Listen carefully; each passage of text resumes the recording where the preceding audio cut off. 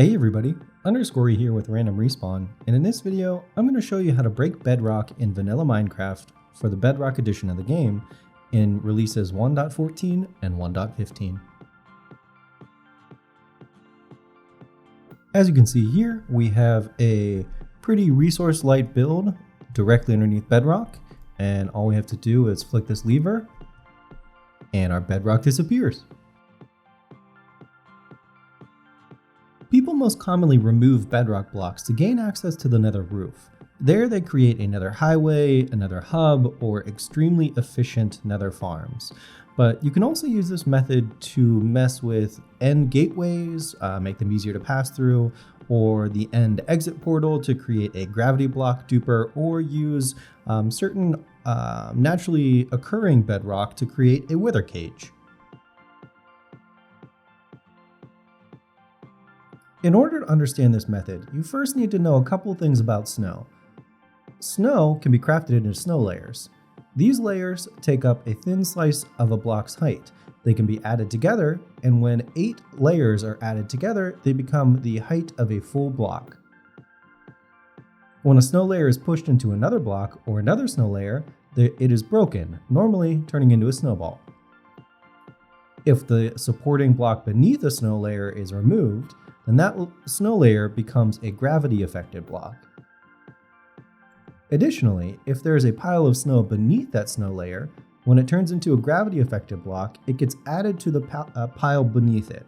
So this one now became the same height as the one adjacent to it. Now, with clever timing, what you can do is you can turn a pile of snow into a gravity affected block and quickly push it over and add it to the stack directly adjacent to it. Normally, if you push a snow block into another block to the right, it would break it. But as you can see here, this gets added to the snow layer next to it. You see there's a 1 snow layer difference from before. That is the basic principle we're going to use here. Using that principle that we just learned about, we can see that a funny little mechanic happens. That 1 extra snow layer that crosses the threshold between a single block height and a double block height, instead of that layer breaking, the entire block above it breaks so that the game can create the newly 9 layer tall stack of snow. So it just deleted that grass block. Let's go over here. We do the same thing and it works on Bedrock. Now, unfortunately, this does not work on all block types. So we have an end portal frame here, and as you can see, that additional snow layer is broken, and the end portal frame block, it remains. So it works on a lot of other block types, like Obsidian and things like that. The end portal frame, unfortunately, this method does not work on. Before we get into the tutorial, I want to go over some of the finer details of this method. This method works on the Bedrock Edition of the game. That's the edition for consoles, Nintendo Switch, Xbox, Windows 10, mobile, and the Minecraft Pocket Edition. All credit for this method goes to the YouTuber Only21. They were the original person that found out how this method works. I will link their video in the description below. Thank you so much for finding this, Only21. It's going to help the community a bunch. This method works on realms as well as single player worlds. It is extremely reliable. It is low resource cost and has minimal prep and setup time. You don't have to create headless pistons or deal with TNT. You just have a couple of pistons, redstone torches, and some snow, and you're done. And this only works if you can access the bedrock block that you're trying to remove from below. So this method will not work on the overworld's bedrock floor because you cannot access it from below. Additionally, there are a bunch of links in the description below, including a world download for the world used in this video and a complete text guide.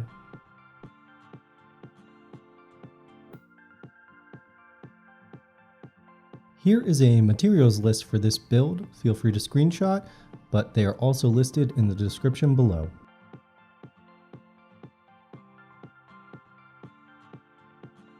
Okay, Now that you've gathered your materials, let's set up in the right position. Let's look at your bedrock block, and what you want to do is you want to make sure that we are positioned directly underneath it. So we're going to put 2 blocks here, and then we're going to go over 3 more blocks this way, put 1 below and 1 on top of that last block until you have a structure just like this. Keeping in mind that where this bedrock block is the block that we will be removing using this machine. So you're going to remove this block, this block, this block, and this block, which are all temporary blocks. And then we can start with the rest of the build. So now that you're positioned correctly, you can start by placing a redstone torch here, putting a lever down and turning it off. And then we're going to put a piston facing up with a torch coming out the side here. And then a piston facing that way. And then a piece of obsidian on top. And now we can turn this lever back off. And that piece of obsidian prevents this piston from pushing this other piston up and in the incorrect position. If your bedrock extends all the way across the top of this machine, then you don't need this piece of obsidian. Now, the last part of our build before the snow is we'll place 1 more piston and it will extend that way. So what you can see here is when we flick this lever, this piston is instantly retracted. This redstone signal is then routed up to this block, which is a moment later extending this piston here. And this is what transforms our snow into a gravity block first via this piston and then pushes it over via this piston. So we're going to flick this 1 more time. We're going to set up our snow and we're going to set 1, 2, 3, 4, 5, 6, 7, 8 layers. That's the height of a full block. And then 1 more layer on top of the block directly below the bedrock you would like to break. Now we can flick this lever once again, and you can see we have removed that piece of bedrock. There you have it. There is your complete build. Thank you so much for watching. If you have any questions, put them in the comments below. Otherwise, I've been Underscorey with Random Respawn, and I'll catch you next time.